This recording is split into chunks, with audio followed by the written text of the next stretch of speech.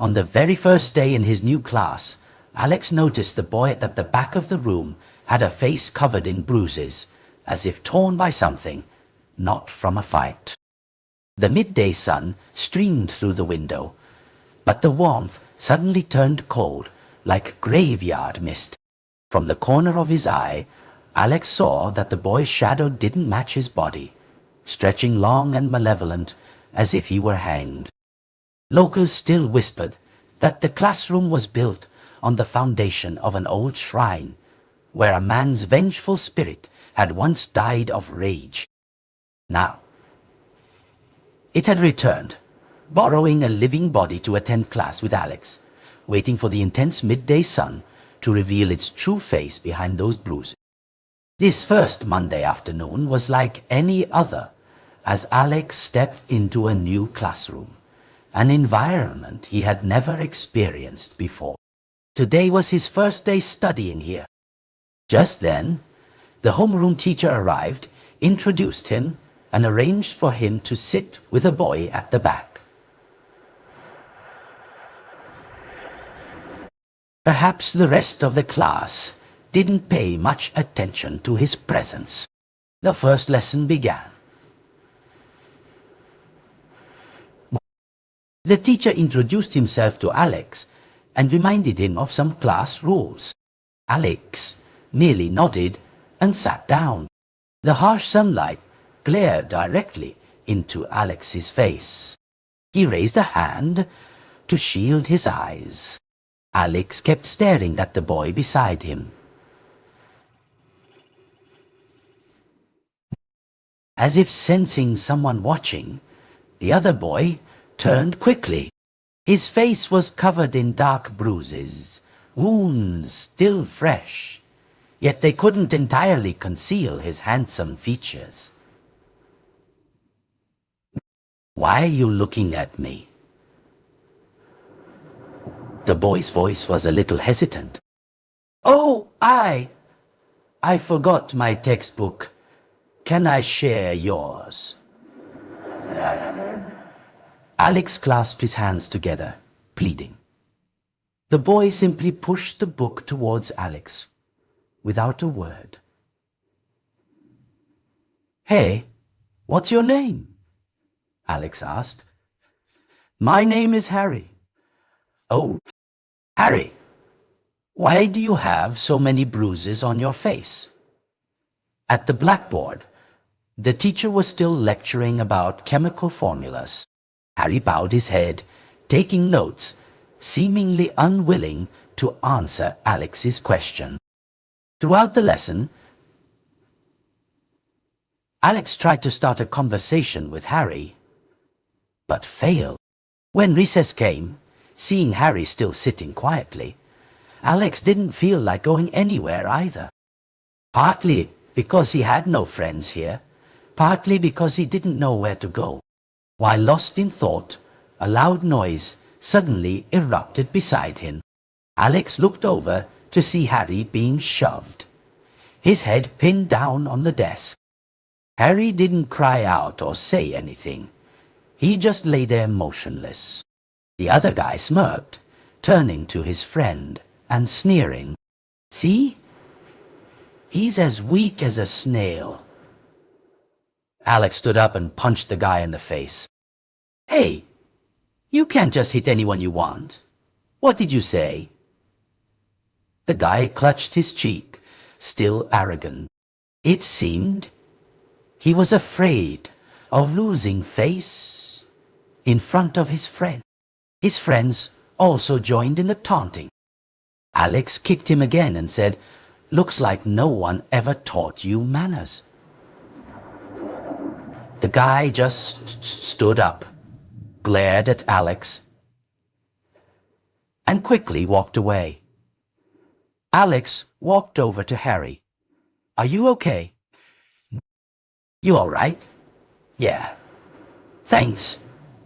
Harry smiled, another fresh bruise appearing on his face. The following lessons were the same, nothing new until it was time to go home. Actually, Alex's school life before this was just as dull as Harry's. But at least he had someone to share things with. Perhaps Alex was still like that now. As he was getting his bicycle, he saw Harry walking home alone, surrounded by cold, scrutinizing gazes. That kid's an orphan. He doesn't have a mother, does he? How could they utter such cruel words? Isn't losing a mother a great disadvantage? "Hey, you guys are going too far!" Alex shouted, then pulled the hesitant Harry towards his bike. Somehow, he managed to get Harry onto the bike and sped off. Harry still didn't understand what was happening. Hey, where are we going?" Harry asked. "Where do you live? Let me go home. Just let me off. Tell me quickly, or I'll hit you." Alex threatened. Harry had no choice but to tell him. Suddenly, Alex exclaimed, "Wow! If what you described is true, your house is pretty close to mine." Harry was slightly surprised. "Really?" Harry asked. "Yeah, my house is on that street too," Alex confirmed. After hearing Alex, Harry just hummed and fell silent. "Harry, why are you so timid? Why do they bully you like that?" Alex asked him in a friendly tone. Harry remained silent for a long time, offering no reply. Alex asked again, "What did they mean by, 'You're an orphan'?" "My mom passed away 2 years ago." "When you were 16?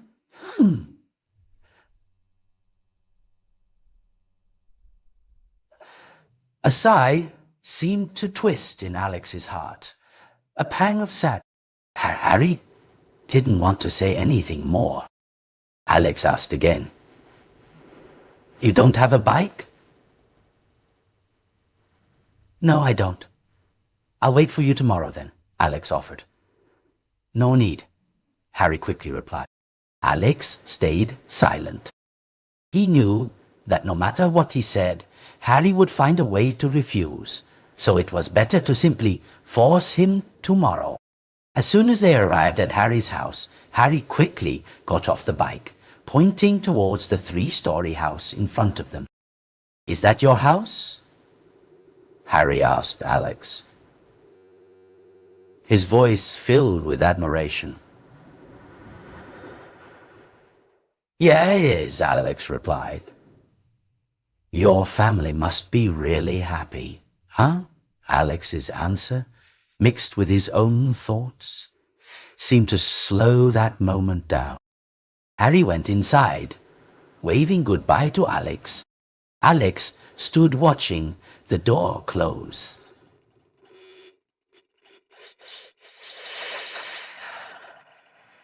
Well, belong.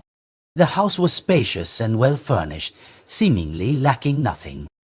Alex caught a glimpse of a relatively young woman, about 24 or 25, her figure clearly displaying her curves. He secretly thought that might be Harry's older sister. Alex returned home in a turmoil of emotions. "You're home, dear. How was your day?" Alex's mother's voice echoed from inside. "Mom, Dad, I'm home. My day was great. I just made a new friend who lives across from us. His name is Harry." His father patted his son's shoulder. "That's wonderful. Come on, let's eat." Closing the door, Harry quickly went to the bathroom to wash up, then went upstairs to his room. As he turned his back, a voice spoke. "Don't eat dinner tonight." "Where's my dad?" "He's on a business trip." Harry slammed his bedroom door shut, leaving Selena with a triumphant look on her face. No wonder he always looked so pale and listless. His lack of resistance wasn't fear of her, but rather thinking of his father. His father loved him very much, and would surely be disappointed if he treated Selena poorly. The doorbell rang once, then again, before someone came to open it. "Who are you?" Selena asked. "I'm Harry's friend." "Could you give this to Harry for me?" Alex said, holding a bag of treats. "You look new," Selena observed. "I just moved here," Alex replied, his face cheerful as he looked at the house across the street. "Ah," Selena simply hummed, then reached out and took the bag of treats from Alex. "Well, I'm heading home now," Alex said. "Aren't you coming in to play?" Selena asked. "No, thank you. I'm going home." Selena watched Alex hurry back to his house. She then firmly closed the door and went upstairs.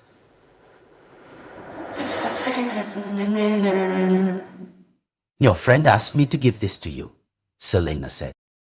"Don't I look like a delivery person?" With that, she placed the bag of treats outside Harry's bedroom door. He opened the door, picked up the bag. Inside, there was a small, neatly folded piece of paper. He opened it to find Alex's Facebook ID and phone number written on it. Harry took out his phone, opened Facebook, searched, and sent a friend request. Immediately, the request was accepted, and the phone number was saved in his contacts. Harry solemnly placed the bag of treats in the empty refrigerator. What if Alex wasn't there for him anymore in the future? Outside, an autumnal rain began to fall. Not heavy, but thick. Alex wiped the raindrops from his hair, looking towards the second floor of the house opposite. The light was still on. It was already 10 p.m. Was Harry not planning to sleep? Alex smiled. Perhaps he needed to wake up early tomorrow. Thinking that, he lay down on his bed. Perhaps he was too tired today, as Alex fell asleep very quickly.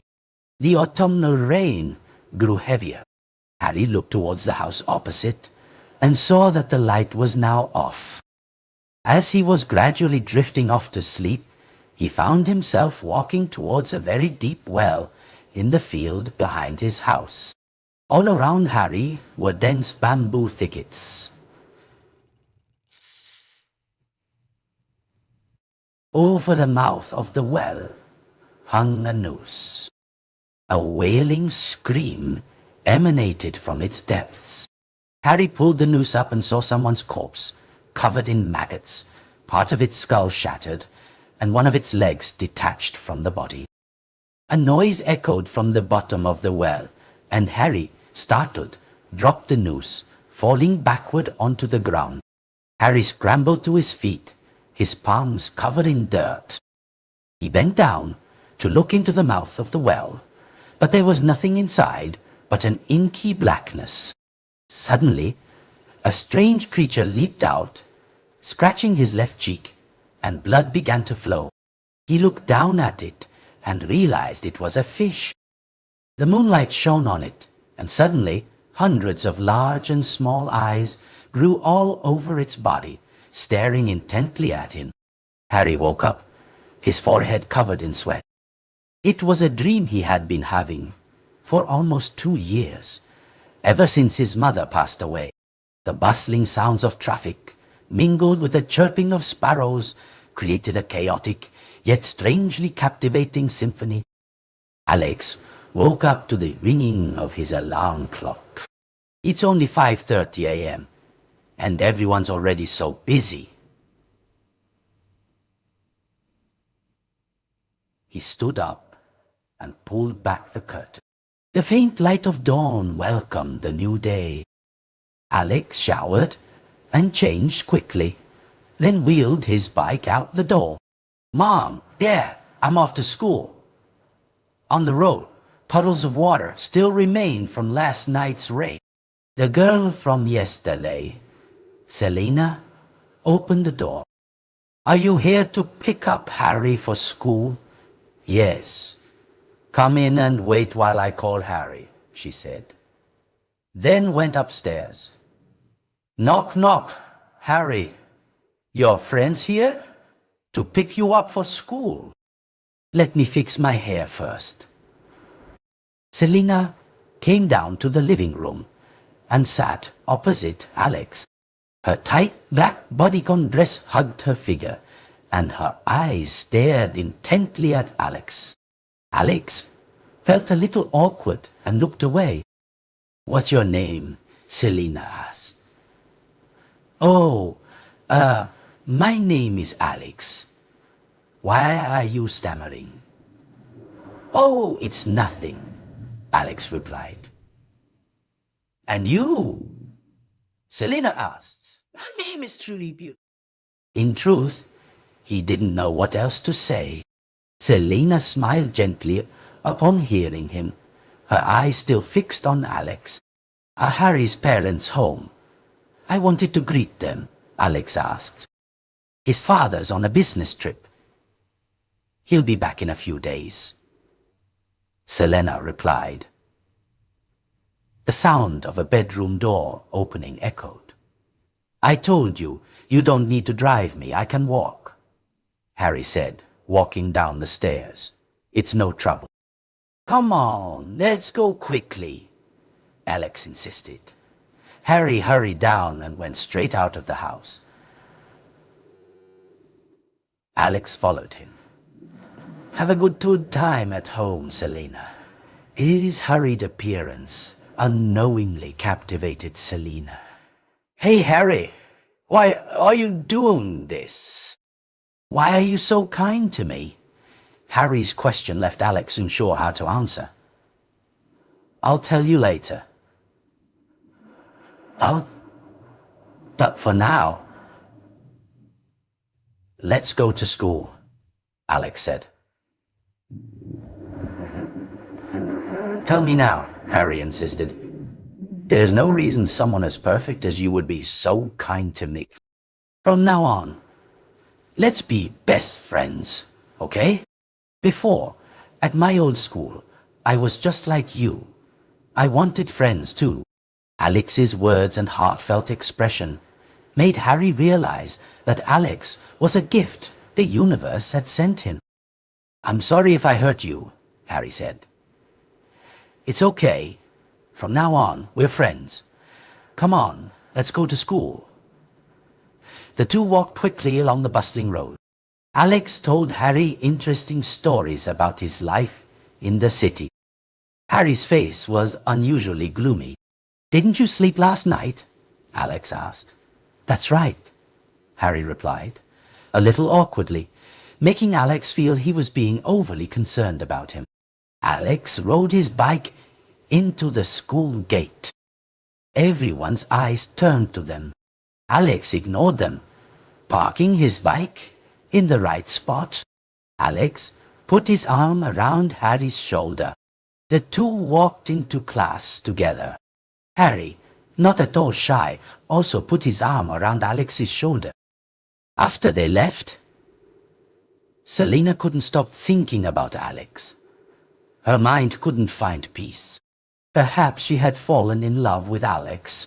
Every time she thought of Alex, she would smile to herself.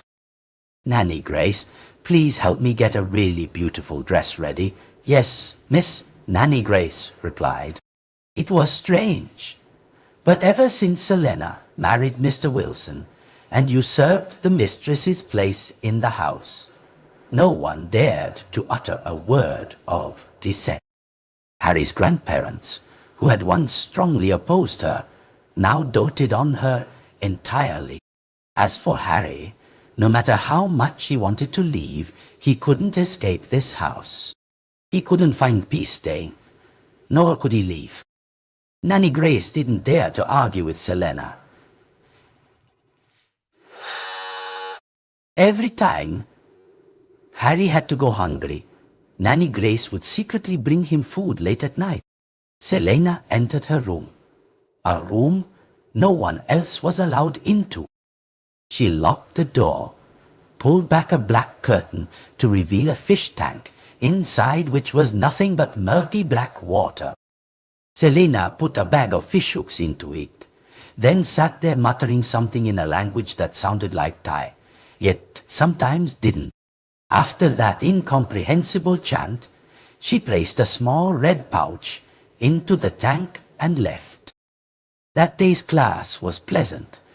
No one bullied Harry. He seemed to have regained his composure and was more open with Alex. They chatted quite well. "Hey, Harry, your sister doesn't seem very well." "What?" "I don't have a sister. Selena. Selena is my father's wife." "What?" Alex was surprised and fell silent, not wanting to say anything more. Harry replied to him in a not-so-happy tone. "I don't like her. It's okay, you still have me. Later, you'll go to work and won't have to see her anymore." Alex understood Harry more than anyone. Perhaps the day his mother died and the day Selena came home to be his stepmother were the two biggest turning points in his life. "How about we go out today?" Alex suggested. "Sounds good, but where should we go?" Harry asked. "To the college." With that, Alex took a small red pouch from his bag. He pulled out a necklace, its pendant intricately carved, and handed it to Harry. "This is for you. A gift." "Oh, I don't think I can accept it," Harry said. "It's fine. It's fine. I noticed you haven't been sleeping well, so I'm giving you this. It just helps ward off evil spirits," Alex insisted, pushing it into Harry's hand. "Okay, thank you then," Harry said. That afternoon, Alex drove Harry home. "Get ready, okay? We'll leave at 6 p.m. tonight." "Okay. See you later." With that, Harry went inside, closing the door, and put on the necklace Alex had given him. He didn't know why, but that day he enjoyed his meal very much. At 5 p.m. that day, Harry finished getting his clothes ready. At 5:30, he called Alex. "Alex, can I come over to your place and wait for you?" "Sure, come on over." Harry opened his front door, and just as he stepped out, Selena's sharp voice cut through the air. "Where are you going? Is it your business where I go?" Harry retorted. Selena approached Harry, whispering closely into his ear. "Aren't you afraid of missing another meal tonight? I'm pregnant. Don't make me tell your father that you're disobeying me. Just a little reminder for you. This house is in my name." With that, Harry closed the door and left without hesitation. As soon as he stepped out, he saw Alex waiting. "Let's go," Alex said. Harry got on the bike. "Hey, I really think she's too much." "I think we shouldn't concern ourselves with such petty matters," Harry commented. Alex remained silent, deep in thought. Why did he detect such a strong smell of negative energy every time he came to Harry's house? Living in a house like that, those in their prime might only live for about 5 years, while the elderly and children would last a year at most. Harry's face was always gloomy, and his pupils were a deep, dark red. Could he be raising a demon? Also, Selena was pregnant with twins, and her complexion was also dark, yet there were no other signs of demon raising. So, was it all because of Harry? Was it because Harry hated Selena? Did he do this to the people who bullied him? And the house didn't even have an altar for worship. It was truly pushing themselves to their deaths. Alex didn't intend to suspect Harry, but he looked very much like someone who raised demons. If Selena stayed in that house any longer, sooner or later she would. After a struggle with these speculations, they finally arrived at their destination. Alex stopped by the riverbank. Harry got off, walked closer to the river, and squatted down to watch the swiftly flowing water. Harry reached out a finger to touch the river's surface. Suddenly, 2 tiny red dots appeared, glowing like a pair of eyes watching him. Harry quickly pulled his hand back, sensing something was wrong. Yeah. Alex moved closer to Harry. What's wrong? Harry's face looked panicked. Look, is something there? Harry asked. Oh. Alex bent down to look, and immediately something darted past, landing with a thud on the ground. Harry quickly turned his head towards the small black shadow that had just shot by. Oh my God! It's a fish, covered in so many eyes. The image from his dream flooded back. This was the man-eating fish from his dream. Alex was so stunned by this sight that he couldn't utter a word. Who could have cultivated such a dark charm? Alex stumbled backward, his hand catching on a branch, bleeding profusely. The fish flapped its tail, its speed increasing as it darted towards Alex. Blood from Alex's hand dripped onto the ground. Alex quickly took off the necklace from his neck and threw it towards the fish. Its flesh disintegrated into dust, and the north wind blew the smoke back over the vast river. Only a skeleton remained, falling to the ground. What just happened? Harry's face, a mix of fear and surprise, brought Alex back to reality. That fish is a type of dark charm that only high-level sorcerers can cultivate, Alex explained. It's a dark charm, right? Harry asked. Yes, Alex confirmed. I saw it in my dream. It was eating the flesh of a dead woman in this well. Is that well real, Harry? Alex asked urgently. Yes, but I think we should go home now. Can you show me tomorrow? Harry suggested. Okay. It's deep behind my house. All right, let's go. We can go there tomorrow. The two walked quickly along the busy, bustling road. Alex couldn't stop thinking about the fish, Harry, and his family. Who exactly cultivated this charm? As soon as they arrived home, Selena was already waiting. The house exuded a fishy smell, mixed with the stench of a decomposing corpse. Selena smiled at Alex. Alex noticed she was pregnant, but her belly didn't look big. She was already 3 or 4 months along. Hey, what's wrong with you? Selena asked Alex. Oh, nothing. Alex replied, seeing Alex's wary expression, as if he suspected something. Selena seemed uneasy. Well, I'm heading home now. You and Selena have a good time, Alex said, then sped off on his bike like the wind. Just as Harry turned to go inside, Selena quickly grabbed the necklace he was wearing around his neck and yanked it off. The chain broke in too. Idiot. Bug. Helma. Bell. Dodgy chota. Panting out down. Hey, what are you doing? Harry exclaimed. She threw the broken necklace at Harry. Burn it immediately. Harry picked it up, went to his room and locked the door. Selena raised her hand and looked at her fingertips. Only bone remained. The flesh was gone. The next morning, after school, Harry led Alex to the fields behind his house, quite far from home. When they reached the spot, the well was nowhere to be seen. Where's the well? I don't see it, Alex said. It was clearly here, Harry insisted. It's been here for a very long time, and I thought it still was.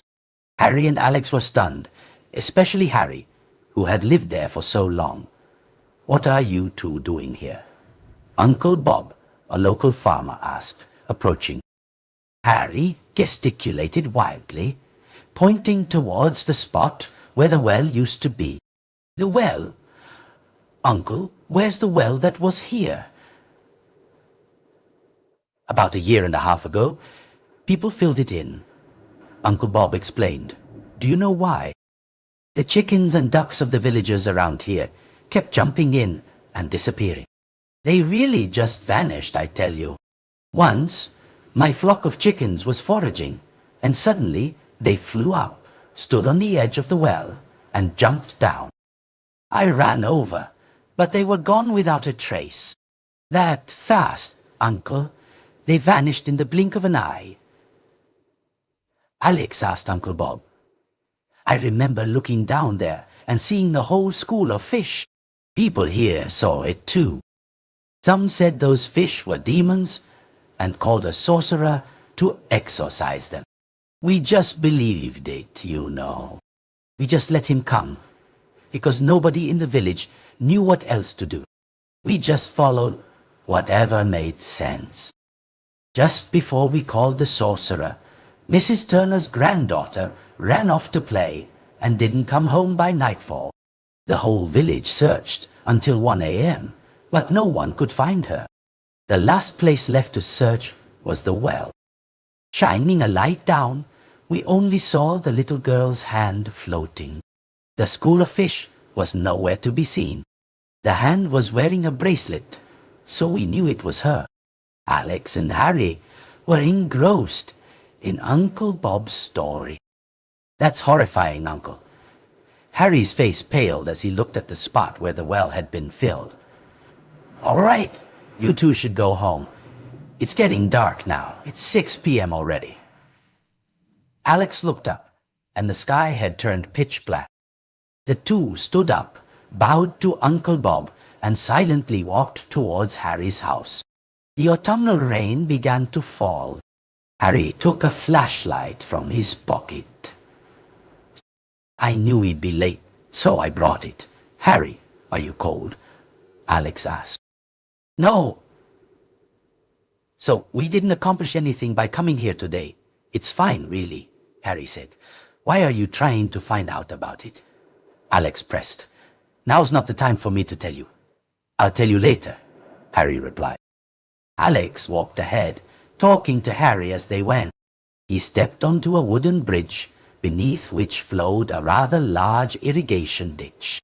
Suddenly, Harry turned around, extending his hand, inviting Alex to take it. Alex raised his hand, gripped Harry's, and they walked forward. They continued walking, unaware that beneath the ditch, hundreds of eyes were staring at them. By the time they arrived at Harry's house, it was already 7:00 p.m. Alex bid Harry farewell and headed to his own house. His hand rested on the doorknob, but Alex felt something was amiss. He ran back towards Harry's house, alternately ringing the doorbell and knocking loudly. Hello? What's wrong? Can I see Harry? Selena asked, opening the door. Sure, go upstairs. With that, Selena stepped inside. She didn't know that her decision that day was a mistake. Alex rushed upstairs to Harry's room. Just as Harry stepped out, Alex saw him holding a pastry. He snatched it, broke it in half, in front of Harry. A fishhook fell from inside the pastry, witnessed by both of them. Harry gasped. Oh my God! Keep your voice down. Do you want us both dead? We'll investigate this later. Alex whispered urgently. Who gave it to you? Selena. She said she made them herself, just small ones, Harry replied. Don't let anyone know, not even Selena. She's casting a spell on you. When the time is right, I'll tell you everything, Alex warned. With that, Alex left, not forgetting to close the door for Harry. So, there was no denying it now. That charm belonged to Selena. Alex just wondered where she found such a powerful sorcerer. Back home, Alex quickly changed his clothes and went to his room. searching for information on charms and dark magic. But he couldn't find any information on the type of charm Selena was using. He only remembered vaguely hearing about it. After searching through ancient books and social media with no results, Alex was exhausted and lay down to sleep.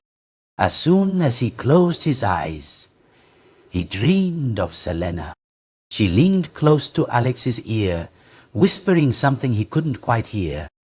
Alex felt a lot of water at his feet, rising up to his knees.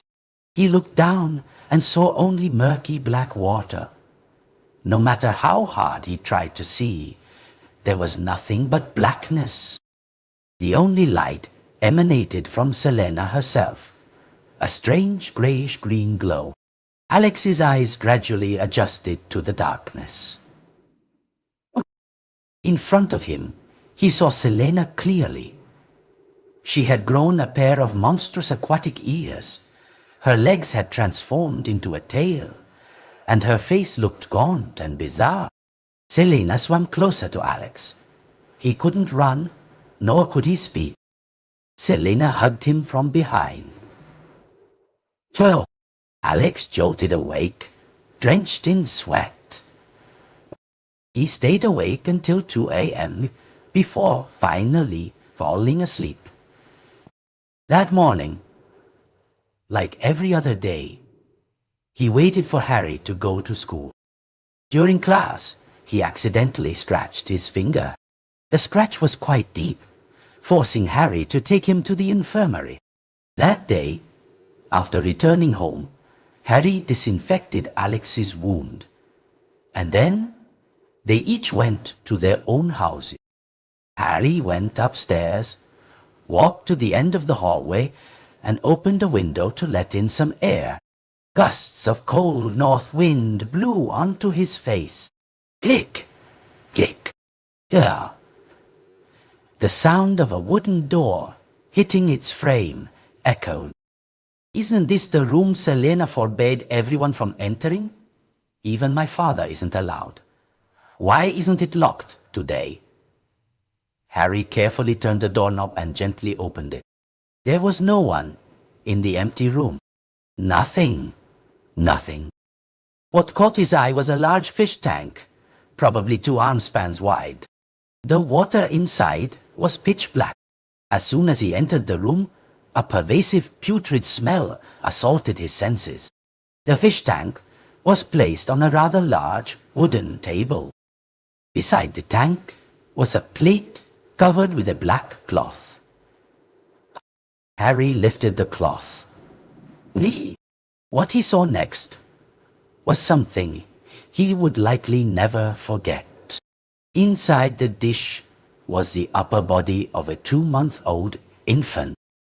The baby's head was tilted to the left, hands placed near its face as if sleeping, and blood in the dish had congealed. Harry tried to tell himself, "It's just a fake, just a prop." His fingers slowly reached out to touch the infant's body. It felt soft, like living flesh. The creature in the tank stirred violently, the previously still water suddenly coiling into small, then stronger waves. Oh no, this must be its food. Harry quickly covered the dish with the black cloth, closed the door, and hurried away.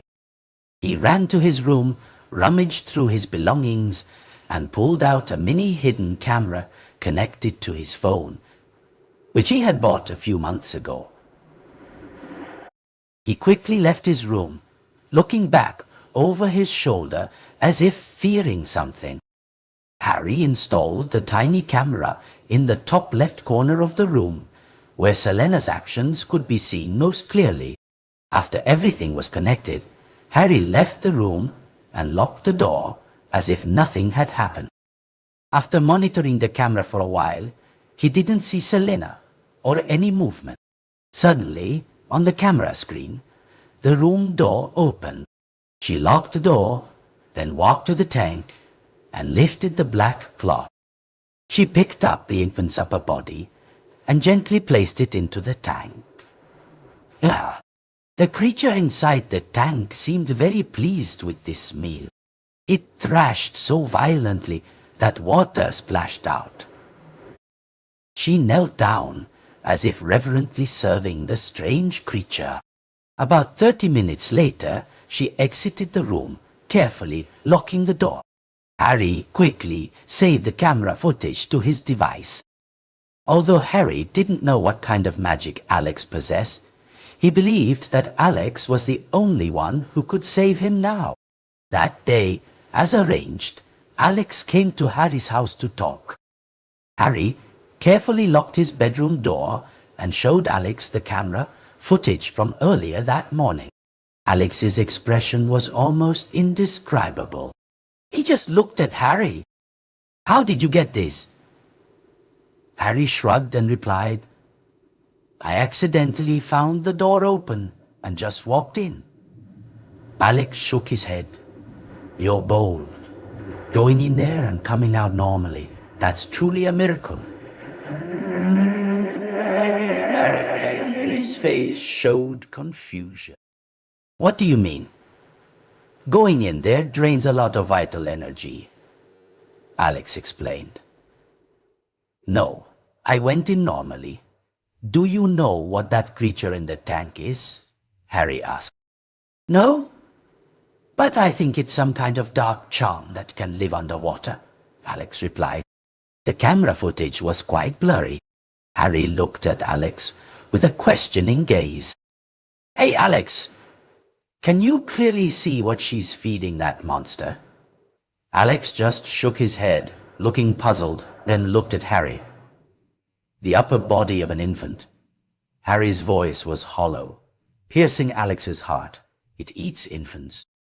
"Then she's probably preparing for a major plan," Alex concluded. "What kind of plan?" Harry asked. "Something of immense, destructive change. It's damage. I don't know what will become of you after this," Alex said. Harry was very puzzled. He was always wary of Selena, always avoiding her. But Selena never left him alone. "How do you know?" Harry asked. Alex looked towards the closed bedroom door, speechless. If one were to use a word to describe dark charms, then cultivating them could be called an art. Cultivators learned how to make the charm obedient, not to betray its master. Normally, a charm could be fed live chickens or raw meat. But when you needed it, you had to feed it something more exquisite. After eating, it would do whatever you requested. There were types you could revert to feeding everyday food, but there were also types of charms whose diet could only increase, never decrease. Meaning if you fed it human flesh today, tomorrow, it could only be human flesh, not fish or any other common food. Hearing Alex's words, Harry was dumbstruck. He couldn't say anything more. Alex continued, "Charms can be good or evil. What matters is what you use them for. But once you cultivate one, you can't turn back. You can only move forward. Their uses are many. Most commonly, they make something conform to your will. The most dangerous is when the charm and its cultivator become one. I don't know what level Selena is at. From my perspective, I just see that she is not an ordinary person." Harry was shocked again. "So, I might have been right. My father is just obeying that demon. My mother was killed by that demon at her command." Alex looked at Harry. "Do you know what she wants?" The question cut through Harry's current train of thought. "No." "What I need to know now is why she would deliberately target my family and harm us. She must have a reason for doing this. I don't know, but I'll try to find out as quickly as possible. Can you help me?" Of course. I'll help you at all costs, Alex promised. Harry seemed to remember something. He looked up at Alex. What did you want to tell me?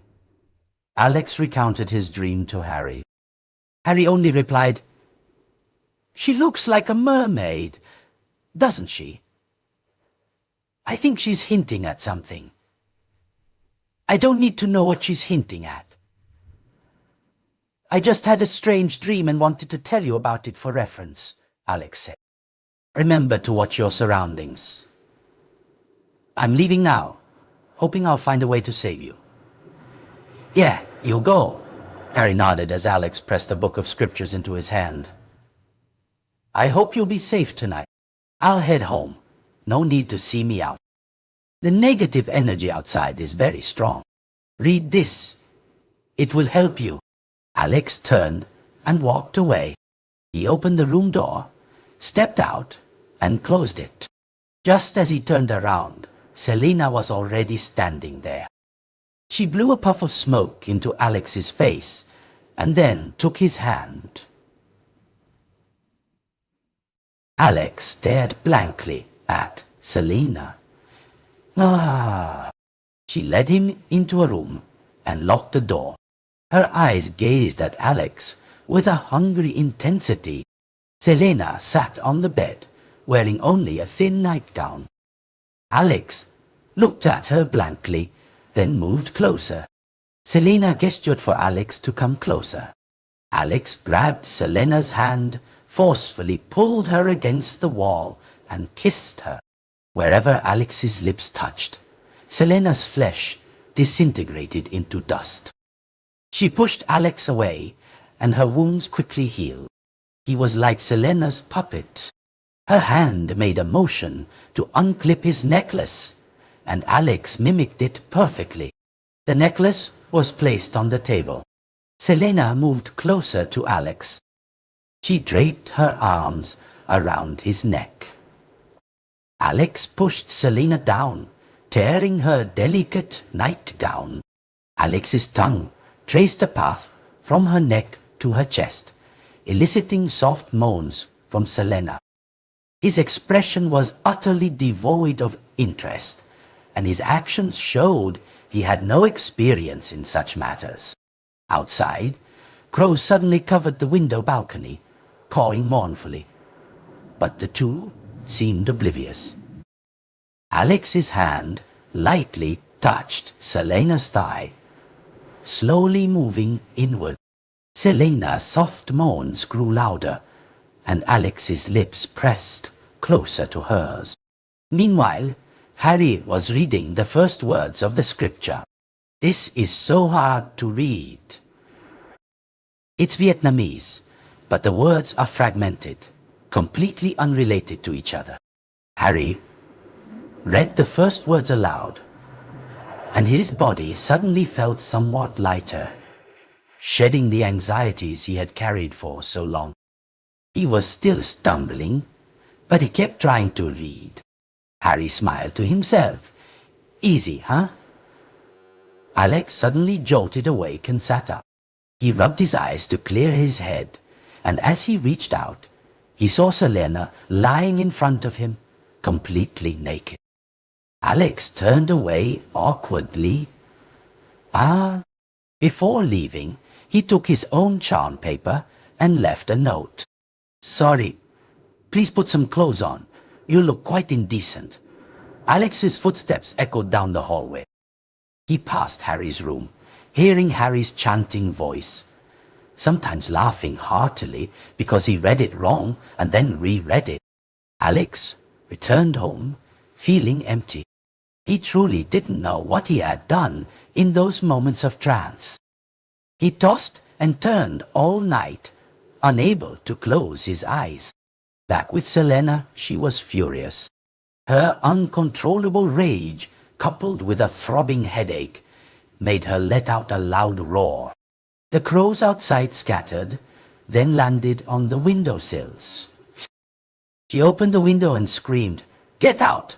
then casually grabbed a crow and violently hurled it against the wall. Its blood splattered everywhere, streaming down the floor. The crow fell, gasping for breath. The crows outside saw this and flew away.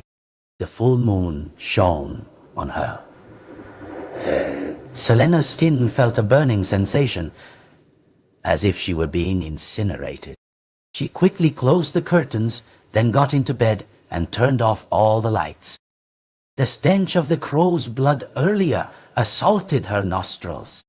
In the dim darkness, the only thing shining was the faint moonlight filtering through the curtains. Selena was eating the living crow. Harry finally finished reading the scripture Alex had given him.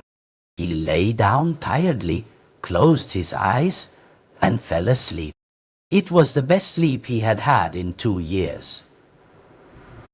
The next morning, Alex drove Harry to school.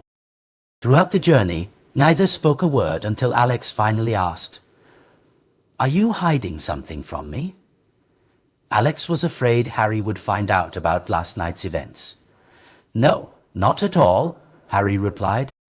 "I just haven't been feeling well today. That's why I'm quiet." "Have you disinfected your wound yet?" Alex asked. "Yes," Harry replied curtly, then fell silent. In class, Alex also didn't say a word. That day's lesson was quiet.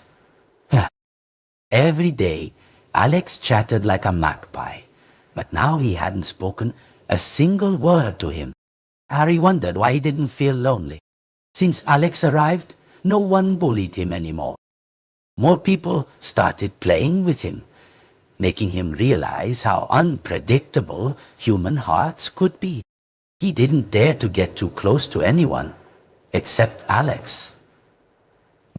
"Harry, look at this for me," Alex said. Seeing Alex cover yesterday's wound, Harry was worried. "What is it?" He pulled Alex's other hand and saw that Alex had drawn a smiley face over the wound. Harry breathed a sigh of relief.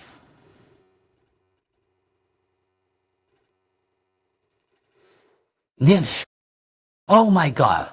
You made me think it was something terrible."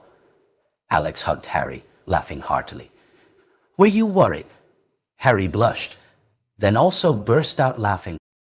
"Let go of my hand. You suddenly hugging me is disgusting." That afternoon, returning home, Harry said goodbye to Alex. He cheerfully walked back into his house. Just as Alex went upstairs and looked towards Harry's house, his eyes caught a glimpse of a resentful gaze inside an upstairs window, watching him. That day, Harry returned home feeling exhausted. Everything seemed to revert to its normal rhythm. He sat on the balcony, enjoying the cool air. Soon, night fell. The deserted road, combined with the cold north wind, made Harry shiver slightly. The warm glow from the surrounding houses and streetlights made him feel strangely warm, yet cold. The gentle clinking of a spoon against a teacup and the violin music made Harry forget his surroundings. The moon shone on the surface of the teacup, reflecting onto Harry's face, while on the roadside, someone's shadow stretched long and eerie. Harry followed her until her shadow faded into the distance. He shivered slightly. At this hour, she's still walking alone outside. He walked out into the hallway, then went downstairs, opening the front door and looking around as if searching for something. Rain began to fall. The heaviest rain in days. Ah! A very loud noise came from behind the house. A thief, perhaps. Harry only took a hoe with him as he went to the back. The scent of earth, mixed with rainwater, created an indescribable, pungent smell. Harry reached the spot, but saw nothing. Before him stretched an endless field, ready to swallow anyone who ventured near it. Besides the murky darkness, there was no one. Harry went inside, locked the door tightly, then returned to his room and lay down. He held the Surang Dhamma Sutra in his hand. Just like yesterday, his voice was not loud, just audible enough. Selena's headache returned, and her body itched uncomfortably. Harry continued to read steadily. Selena's head throbbed as if it were about to explode, until Harry finished reading the entire chant. Then Selena finally felt some relief. Harry closed his eyes and sank into a deep sleep. The yellow lamp was still on. Alex was still pondering the events of yesterday. What exactly was the charm Selena was cultivating?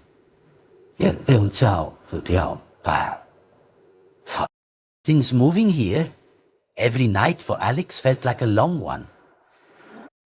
He looked at the window pane. Still, a pair of bloodshot eyes were faintly staring in his direction. Cold wind somehow seeped into the room. It seemed it couldn't freeze the fear in him at that moment. The rustling rain lashed against the already matted hair of the demon in front of him, its soaking wet hair dripping onto the tiled floor. The moment seemed to stop. Alex's eyes were fixed on the strange entity before him. He had no strength to run. His limbs wouldn't move. The thing in front of him opened the large window, then slowly took steps closer to him. Its hand seemed to intend to touch Alex, but for some reason it instinctively recoiled.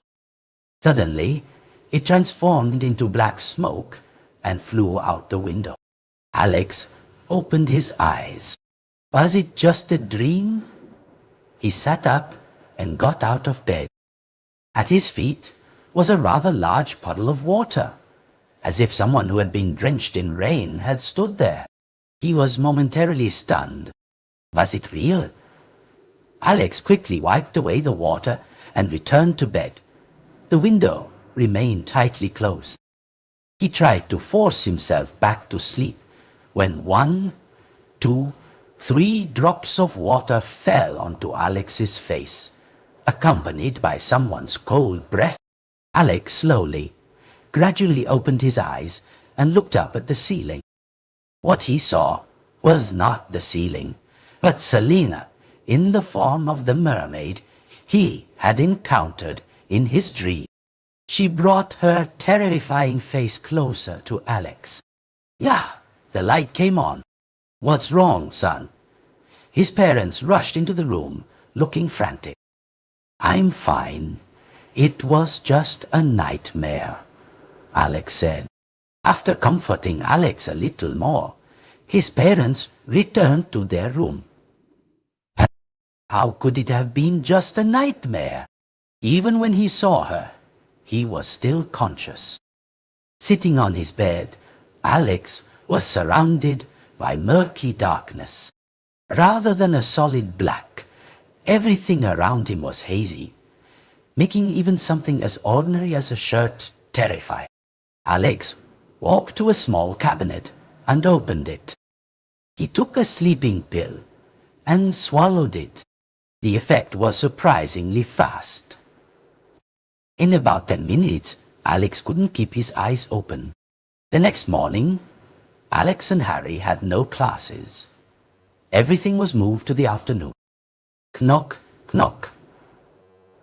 Painting, yes, here. Knock, knock. Ellie. Alex's dad opened the door. Hello, Uncle and Auntie. I brought you these, Harry said, offering a plate of pastries with both hands. Who are you, son? Alex's dad asked, not taking the plate immediately. Harry. I'm Harry, from the house across the street. Please accept them. It would make me happy. You're Alex's friend, right? Yes. I'm glad you came, Alex's dad said.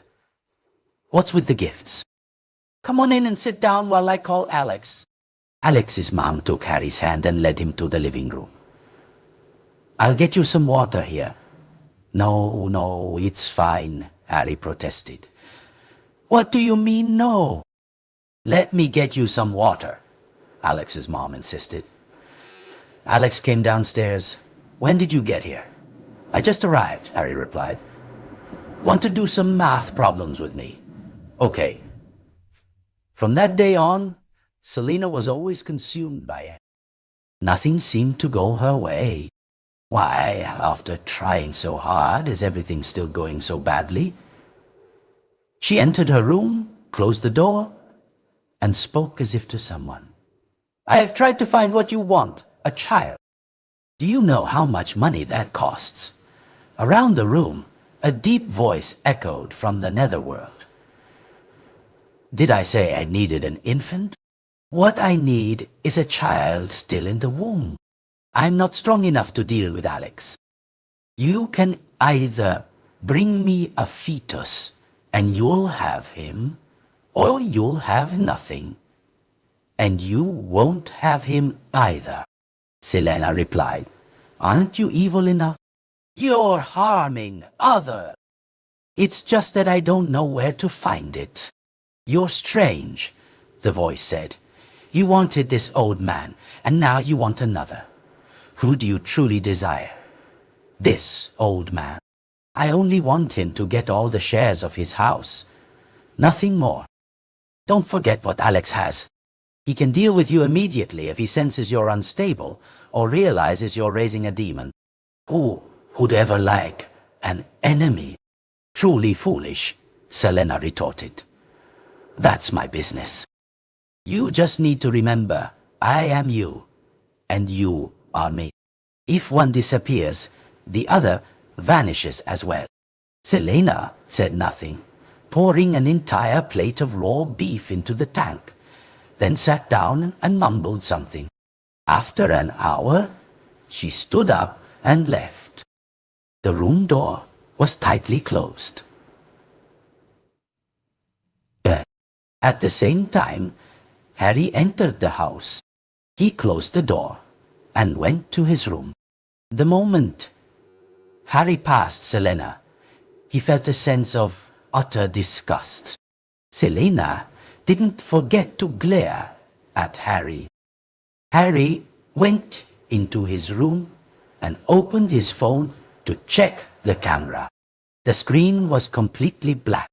Is the battery dead? He wondered. He opened his room door and ran downstairs to the kitchen. Nanny Grace. Nanny Grace's kind face turned to look at him, making him feel warm.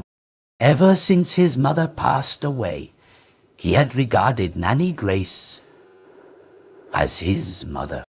After all, Nanny Grace had taken care of him since he was very young. What is it, dear? Nanny Grace asked. Nanny, do you have the key to the room at the end of the upstairs hallway? Harry asked. Nanny Grace's eyes widened. How foolish of you. Miss Selena has forbidden anyone from going up there. No, you mustn't, dear. Go back to your room. Okay, Harry said, turning to walk towards his room. In his heart, he was sure Nanny Grace had the key. Instead of going back to his room, Harry went to Nanny Grace's door. The internal struggle began. One option was not to go in. The other was to go in. Click! The sound of the room's lock opening echoed. Harry flew into Nanny Grace's room, went to the wall hook, grabbed the bunch of keys, and dashed out, closing the door. His movements were as swift as a master thief. It was true. Even if the house was pitch black, Harry still knew every single path and step, having lived there for so long.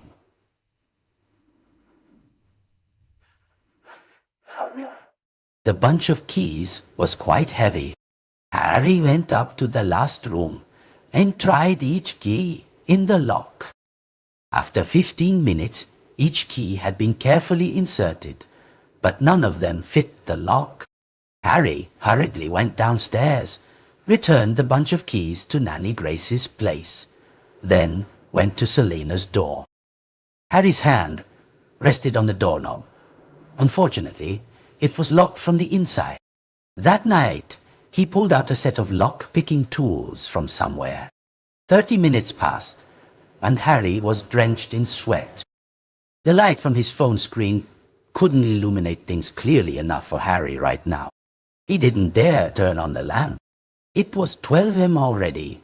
Normally, everyone would be asleep by now.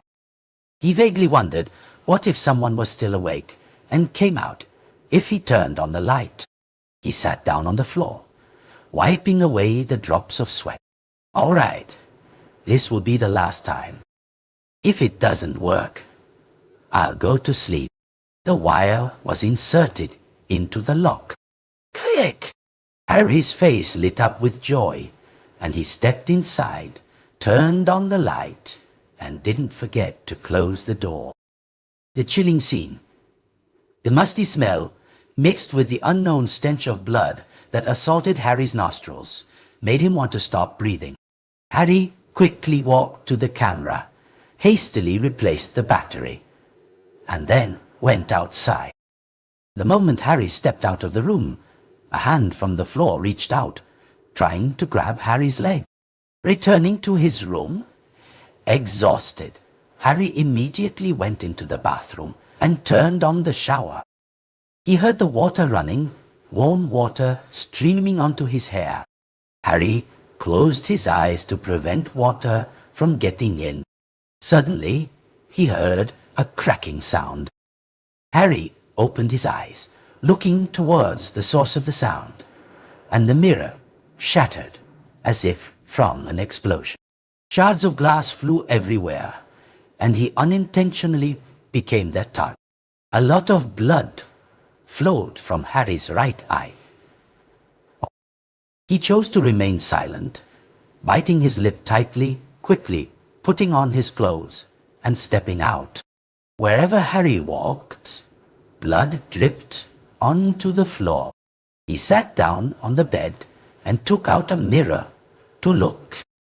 His eye had a very deep scratch, as if it would never heal. He just sat there, looking at himself in the mirror, his gaze hollow as pain slowly crept in. Harry's face was covered in blood, which flowed down his white, oversized shirt.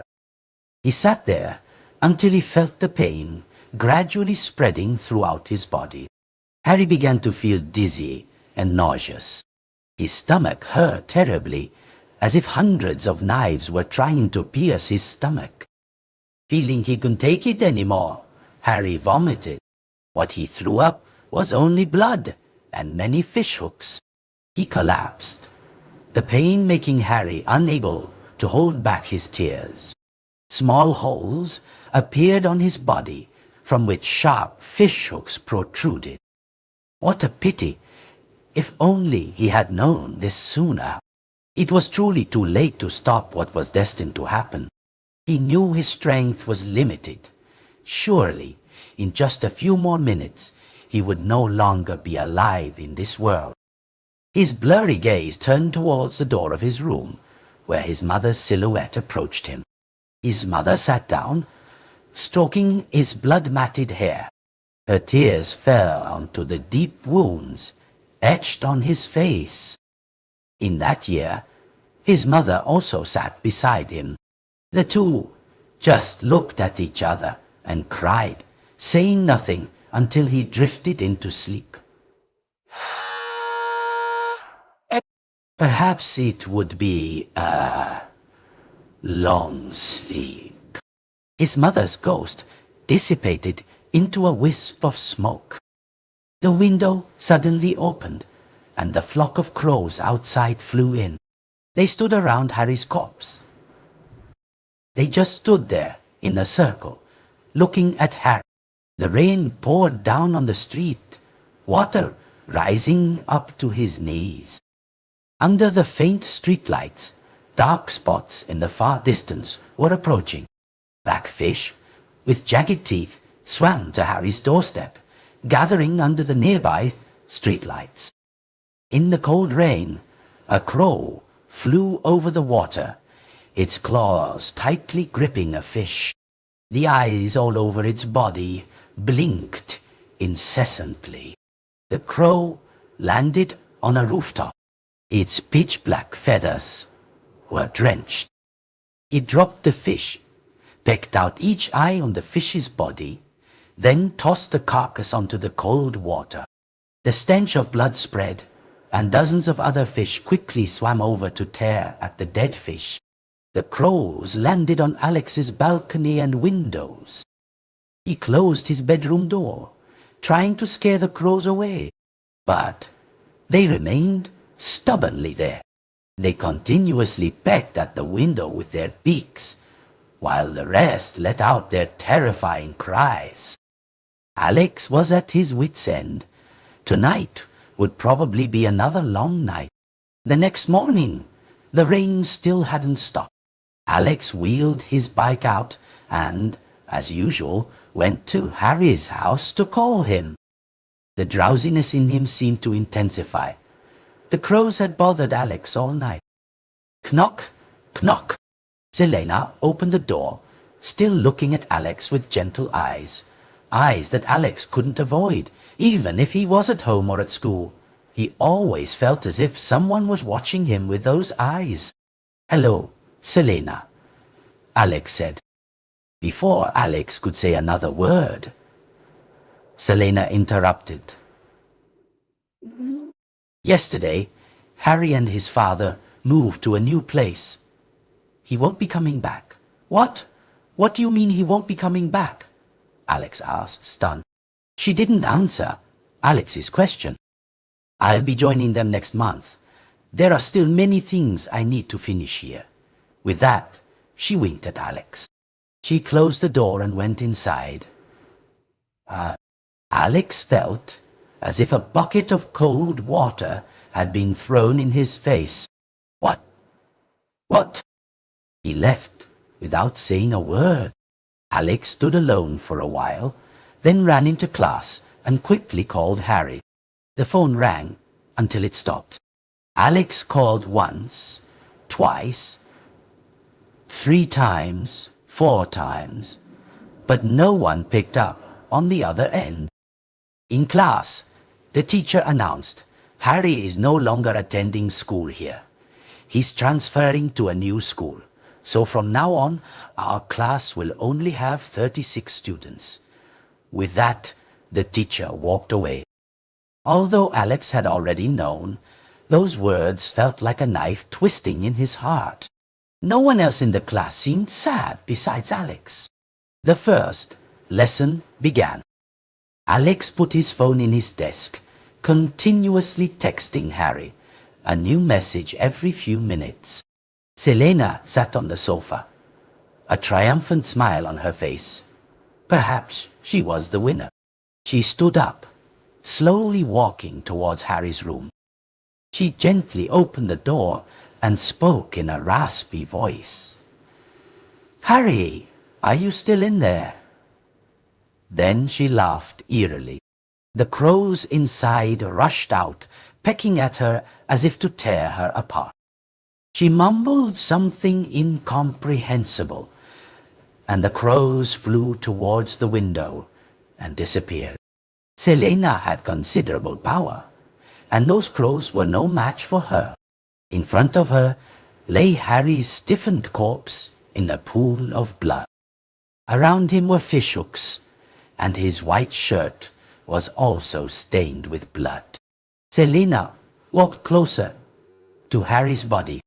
Harry was dead. That was the truth. But his eyes seemed to follow Selena's every step, eyes filled with indignation. "I told you, going against my wishes is never a good idea. Do you understand?" As she spoke, her hand touched the dry, open wound on Harry's eye. "Perhaps you should have been more obedient. You still had a chance to change, didn't you? As for your body, I'll take care of it." Oing! The sound of an incoming message from the phone. Harry. Selena looked at it and saw it was a message from Alex. What should I text back now? Or should I just say, I don't want to see your messages.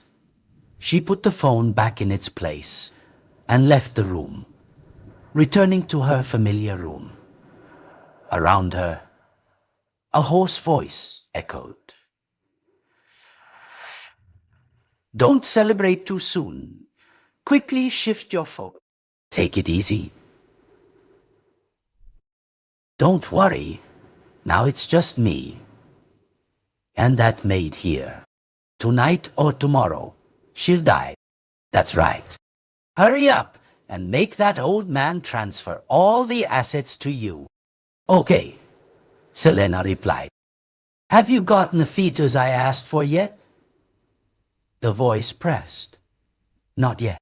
But I will, at all costs. It has to happen for things to be done. In short, the sooner, the better. Selena gave a perfunctory hing, and then knelt down to chant as usual. Alex returned home, opened his messages, and seeing Harry's message, his heart sank a little. The rain showed no sign of stopping or lessening. Alex looked out at the rainy sky, feeling empty. Perhaps he wanted to go somewhere. At 4 p.m., Alex went out, taking an umbrella with him. As he left, he mumbled some vague excuses to his parents, promising to be home soon. His parents agreed. His friendship with Harry hadn't lasted long, but their conversations showed how well they clicked, didn't they? Why would he not want to talk? Or was Harry in some kind of trouble? The rain continued to fall mournfully. Alex walked unconsciously, not knowing where he was going, only that he had walked very far. He stopped at a temple, a place Alex and his family had visited the evening they first moved here. Once again, he entered the temple. Alex tried to keep himself dry to enter the main hall. Arriving inside, he took an incense stick, holding its tip to the flickering oil lamp. The main hall was quite spacious.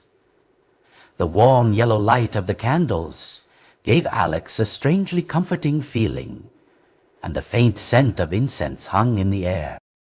He placed the incense stick in the censer and prayed for his wishes.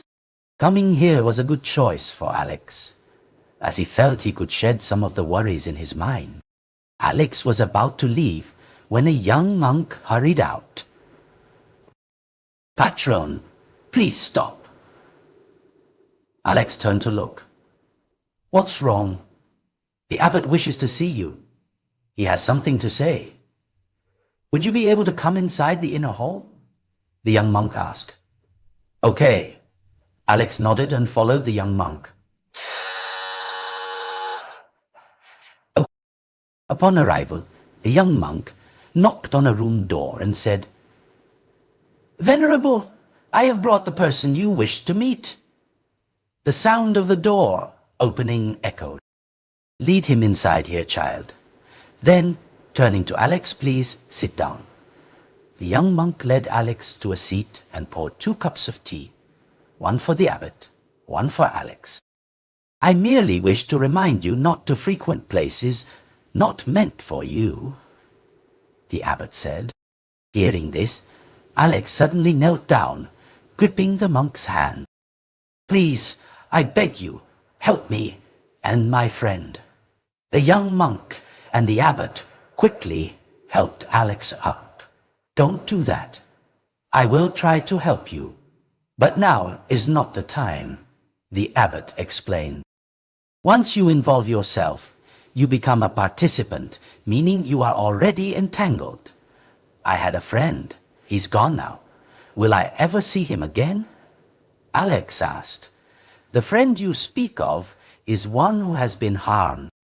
I'm afraid you won't be able to meet the person you wish to see again, the abbot said gravely. What? What do you mean I won't meet him again?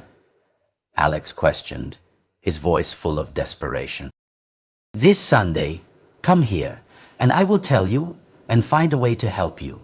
Now is still not the time. Alex, though he desperately wanted to know immediately, had no other choice and agreed. The rain is quite heavy. Would you like to stay here tonight? The abbot offered. No?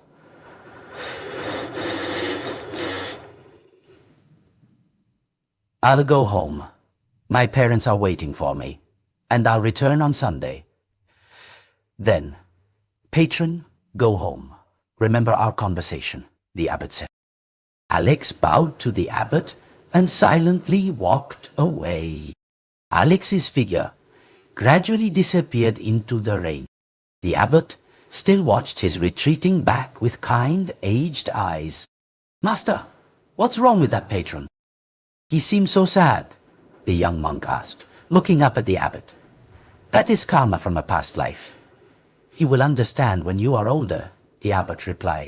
Alex smiled to himself, remembering the time he and Harry walked together to the well. It had also been pouring rain like this, only he regretted not bringing an umbrella. Now it was the same, only Alex wasn't walking with Harry. He walked with his head down. Everyone around had closed their doors. The only light now came from the warm lamps, visible through the cracks in their windows. Alex looked up at the direction he was going. He was startled to see someone's silhouette standing in front. He told himself, it's okay, calm down. It's probably just someone coming home late like me. Alex stared at the silhouette. It seemed to be a girl. She just stood still, not moving at all, in the biting cold weather. Alex also stopped, looking at her back. Once again, he walked closer to the girl. Miss, it's raining heavily. Would you like to share my umbrella? She remained silent. The distance between Alex and the girl was only a step or two. Alex offered the umbrella near her shoulder, implying she should take it. She took it, accidentally touching his hand. Her hand was bone-chillingly cold. That's very kind of you. But what about you? Her voice was icy. It's fine. I'm almost home, Alex replied. Would you mind walking with me to the end of this path? My alley is just over there. Okay, Alex agreed, following her. The distance between them was only 2 steps, but he couldn't walk side by side with her. The rain was so heavy, it drenched Alex completely. As they reached the alley, she stopped. Alex didn't choose to step closer. He maintained the distance. Thank you very much. I'm going in here to visit my mother. Thank you for walking with me. What can I do to repay you? She asked. No, just keep the umbrella, Alex said. Hey, do you need me to walk with you to your mother's house? It's dangerous for a girl to walk alone. No, I can go by myself. You should go home, she insisted. Alex said goodbye and quickly walked away. A few more steps and he would be home. Alex felt goosebumps. If he hadn't handled that encounter carefully, he might have been dead. The alley she mentioned as her mother's house was a public cemetery. There were no residential houses there. In reality, she wasn't going to visit her mother, but wanted to take Alex with her. The aura emanating from her body showed that she had changed her mind when Alex offered her his umbrella. Even if they were spirits, not all of them were malicious. Alex returned home, drenched in rainwater. He changed his clothes and went to his room to sleep. But he couldn't sleep because he kept thinking about what the abbot had told him. The person he wanted to meet was no longer there. No longer there meant vanished. Or was it Harry? No, that can't be. Alex sat up, made a cup of tea, and looked out the window. His window wasn't closed. Suddenly, a crow flew in, landed on his shoulder, and tilted its head, looking towards the window. Its movements were as natural as if they had been familiar for a very long time. Alex was confused, looking at the crow on his shoulder. He shooed the crow away, but it wouldn't leave. Alex eventually picked it up and placed it on the balcony.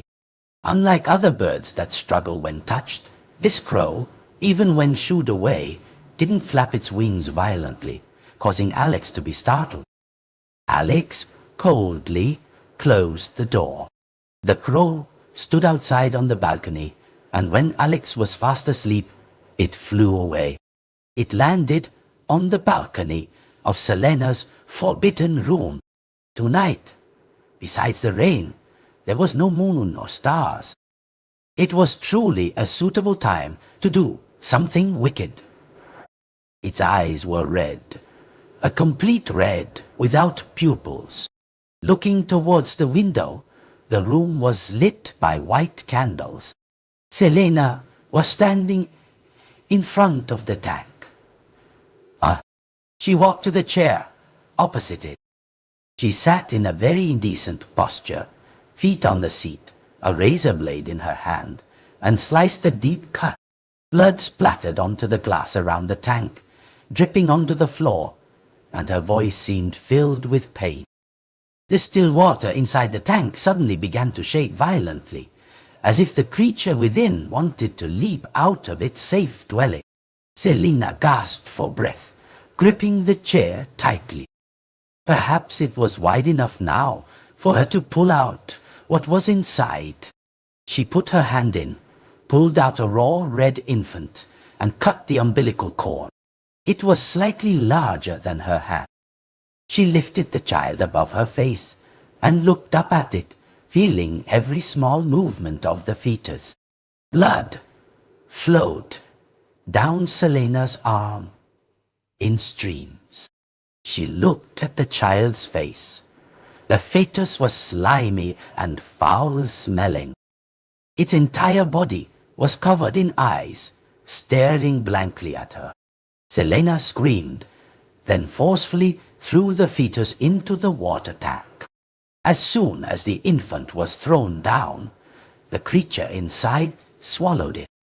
She closed her eyes, not wanting to see the terrifying sight in front of her, then threw the second child into the tank. Very quickly, the monster swallowed it, just like before. Ha ha ha! So what do you want now? Selena was almost completely exhausted, just as planned.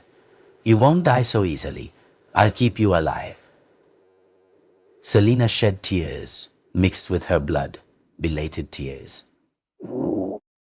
Live like Abbott, huh? The room was eerie silent.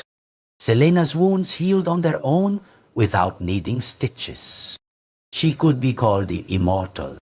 The crow outside on the balcony flapped its wings and flew away. Everything was within its sight. The next morning, the rain had somewhat subsided. Sunlight streamed through the green leaves, signaling a beautiful day.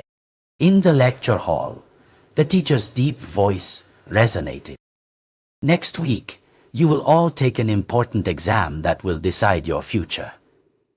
Therefore, I truly hope you all do well on your tests. See you next week. With that, the teacher took his bag and left the classroom. Alex stared blankly towards the window. The wind ruffled his hair. He let out a heavy sigh. Then closed his eyes, feeling a sense of relief in his heart. Alex, can you help me explain this lesson? The girl from the desk in front turned around, holding a stack of documents. She looked into Alex's eyes for a long time before shyly handing him the papers. He helped the girl solve the math problem, then quickly retreated back into his own world. The crow from yesterday flew in through the window and landed on the desk where Harry used to sit. It walked close to Alex's hand, its deep red eyes staring into his. "You have truly beautiful eyes," Alex whispered to it. "Light is truly wonderful, for it can illuminate all things magnificent. Truth may be obscured, but it can never be erased by darkness. You now